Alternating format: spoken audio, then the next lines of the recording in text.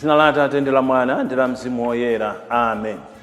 Ndi chimwemwe komanso mwansangala ndikulandireni abale nonse kulikonse kumene muli, ino amene mumatsatira program ya pano pa Tiyankhuleni Ambuye. Lero Loweruka pa 12 October 2024. Pamene tipitirize kusinkhasinkha za mawu a Mulungu amene Mulunguyo watipatsa tsiku la lero. Mawu athu oyamba tiwatenga mkalata ya Paulo woyera kwa Galatiya, Agalatiya mutu wa 3 ndime ya 22 mpaka 29.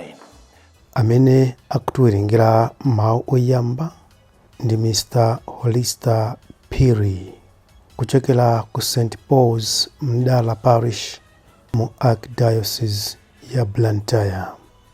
Ndipo uthenga woyera tiutenga pa Luka mutu wa 11 ndime ya 27 mpaka 28. Amene akutiwerengera mawu amthenga wabwino komanso kutigawira mawu ndi Reverend Father James Balala kuchokera ku Streams in the Desert Spirit and Spirituality and Retreat Center mu Diocese ya Dedza. Mawu amkalata ya Paulo woyera kwa Agalatiya. Abale, malembo akunenetsa kuti zinthu zonse zili mulamuliro wa uchimo, kuti pakukhulupirira Yesu Khristu anthu okhulupirira alandiredi zimene Mulungu adalonjeza. Chisanafike chikhulupirirochi tinali ngati akayidi m'manja mwa malamulo, kudikira kuti chikhulupiriro chimene chidati chifikecho chiululidwe. Motero malamulowo anali ngati namkungwi wathu mpaka atabwera Khristu, kuti tisanduke olungama pamaso pa Mulungu pakukhulupirira. Popeza kuti tsopano chikhulupiriro chafika, namkungwiyo satilamuliranso. Nonsenu ndinu ana a Mulungu chifukwa mumakhulupirira Khristu Yesu. Pajatu nonsenu amene mudasanduka amodzi ndi Khristu pakubatizidwa, mudachita ngati kuvala moyo wa Khristu. Motero palibe kusiyana pakati pa Ayuda ndi anthu a mitundu ina, pakati pa akapolo ndi mfulu, kapenanso pakati pa amuna ndi akazi, pakuti nonsenu ndinu amodzi mwa Khristu Yesu. Ngati ndinu ake a Khristu, ndiye kuti ndinu ana a Abrahamu, oyenera kulandira zimene Mulungu adalonjeza. Mawu a Ambuye. Tithokoze Mulungu. Ambuye akhale nanu. Uthenga woyera monga adalembera Luka woyera. Ulemu kwa inu Ambuye.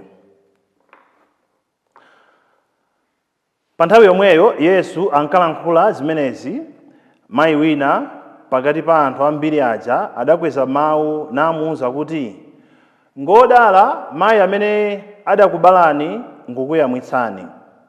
Koma Yesu adati, iyayi, odala ndi anthu amene amamva mawu a Mulungu nawagwiritsa ntchito. Uthenga wa Ambuye. Ulemu kwa inu Ambuye Yesu Khristu. Abale, mawu amu uthenga woyera lero amene ndi afupi, titawawerenga mwaphuma, tawawerenga mothamanga, tawawerenga mosawamvesesa, tikhoza kunena kuti Ambuye Yesu anawanyozesa amayi awo. Tikhoza kunena kuti Ambuye Yesu sanawalemekeza amayi awo. Kwa iwo amene ali kale ndi zifukwa ndi amayi Mariya, akhoza kugwiritsa ntchito mawu amenewa chifukwa chokuti awamva mwaphuma.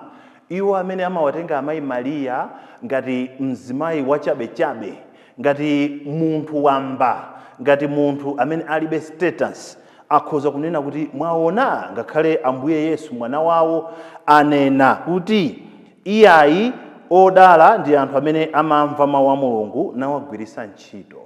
Kukhala ngati pamene mzimayi amawayamikira Ambuye Yesu kuti amayi awo ndi odala chifukwa aona zazikulu zimene Ambuye Yesu akuchita, aona zotipasa chidwi zimene Ambuye Yesu akuchita, akuwayamikira, akusirira ubereki wa amayi Mariya kuti anzathu munabala muja amayankhulira azimayi akaona mzimayi nzawo mwana wake zinthu zikuyenda amene alibe nsanje amatero anzathu mwabala kuti mzimayiyo akutero kuti anzathu mwabala amene anabereka inuyo ndi odala. Ambuye Yesu nkuti ayi odala ndi amene amamva mawu a Mulungu nkuwagwiritsa ntchito. Tikawamba mothamanga mawuwa ndikukhulupirira kuti timvesa ngati Ambuye Yesu anawanyoza amayi Mariya. Koma ine ndikusimikizireni kuti Ambuye Yesu sanawanyoza amayi awo. Actually Ambuye Yesu pamenepo ndiye anawalemekeza amayi Mariya.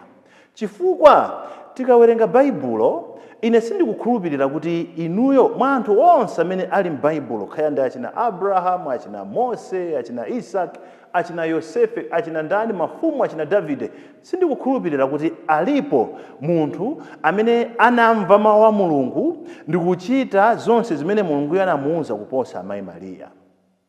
Sindikukhulupirira kuti mukhoza kumpeza kunena kuti wakuti anatere kuposa amayi Mariya.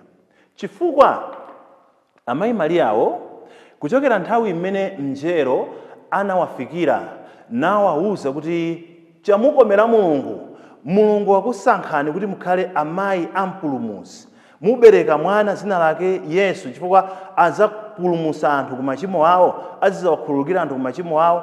Kuchokera nthawi imene mngelo anawafikira amayi Mariya ndikumfunsa mngelo uja mafunso kuti zikhala motani, mngelo ndikupanga clarify. Kuchokera nthawi imene amayi Mariya mngelo anawapangira clarify zinthu zimene zija anazisunga mu mtima mwawo.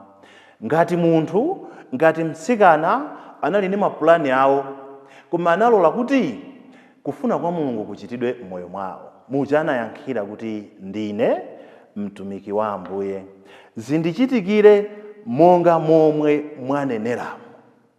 Kuti mapulani a amayi Mariya akuyamba akhansulidwa ndipo amayi Mariya aja akutsatira mapulani a Mulungu.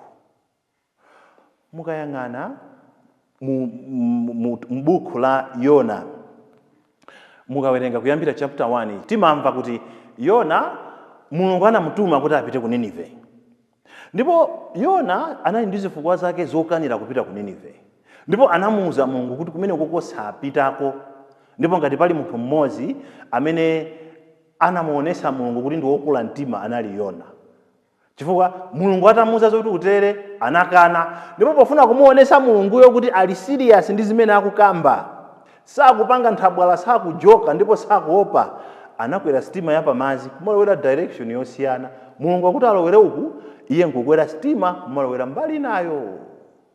Choncho aliponso anthu ena amene amapanga zimene iwo wakufuna. Anthu amene amapanga zimene iwo wakufuna, nkhoso yawo ndi Yona.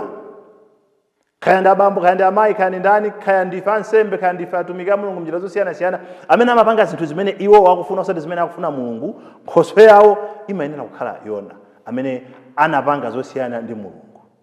Koma ndinena kuti tikatengera chitsanzo cha amayi Mariya kuti anachita zimene Mulunguyo amafuna, pamene tikuyenera kumvesa kuti Ambuye Yesu sanawanyozese. N'chifukwa chake ife amene timayimba nyimbo kuti sitipembeza amayi Mariya koma timawalemekeza, iwowo ndi amayi athu tiyenera kuwalemekeza. Sikuti timalakwisa, timanena zoona. Amayi Mariya akupanga deserve ulemu chifukwa choti analola kuti kufuna kwawo ngati munthu kukhansulidwe, kuchosedwe, kusatsatidwe, achite kufuna kukhako kwa Mulungu. Ndi chifukwa chake ndanena kuti munsake munthu m'Baibulo amene anachita zonse zimene Mulungu anawawuza kuti azichite ndi kuzichita mwadongosolo osachoserapo kapena kuphatikiza. Amayi Mariya akulemekezedwa mu uthenga woyera wa lero pamene Ambuye Yesu akunena kuti ayi odala ndi amene amamva mawu a Mulungu ndi kuwagwiritsa ntchito. China muonanso kuti amayi Mariyawo kupambana kwawo ndikoti analola kuti kudzera mu thupi lawo Mulungu abwerese chipatso cha mtengo wapatali m'dziko lapansi. Chipatso chimene chinapindulira amayi Mariya okhawo, chimene chinapindulira munthu wina aliyense wolengedwa mu chifaniziro cha Mulungu. Amayi Mariya akulola kuti mpulumutsi adzere mwa iwo. Zija amafotokoza Paulo oyera mu kalata yake ya kwa Galatiya mutu wa 4 ndi meya 4 mpaka na 5 kuti mu nthawi yake Mulungu analola kuti mwana wake mmodzi yekha abadwe kudzera mwa munthu wamayi. Ndipo munthu wamayiyo ndiye amayi Mariyawo.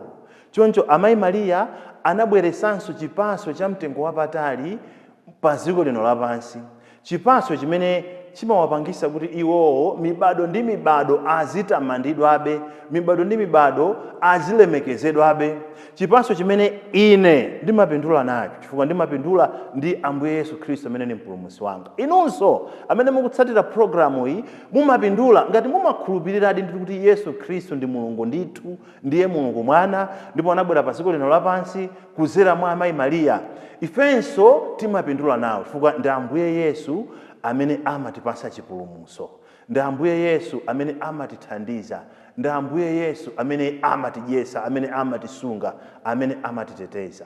Choncho ngati ifenso tikufuna kukhala ngati odala ngati amayi Mariyawo, mmene anenera Ambuye Yesu kuti odala ndi amene amamva mawu a Mulungu ndi kugwiritsa ntchito, tikhalenso anthu amene tikhonza kubereka zipatso zabwino ndi moyo wathu, zipatso zimene sizipindulira ife tokha, zipatso zimene anthu ochuluka apindule nazo, ngakhale iwo amene satiziwa akhoza kupindula nazo. Anthu amamva kuti izi zinayambitsidwa ndi akuti akuti, izi zinachitidwa ndi akuti akuti. Ngati zili zinthu zabwino, ngakhale anthu sakutiziwa amatamanda ulemerero wa Mulungu, dzina la Mulungu limatamandidwa, ufumu wa Mulungu umapitirira kukhazikika, ndipo anthu ambiri amapulumutsidwa komanso kupeza zaulere zimene akuzisowa. Ambuye akhale nanu.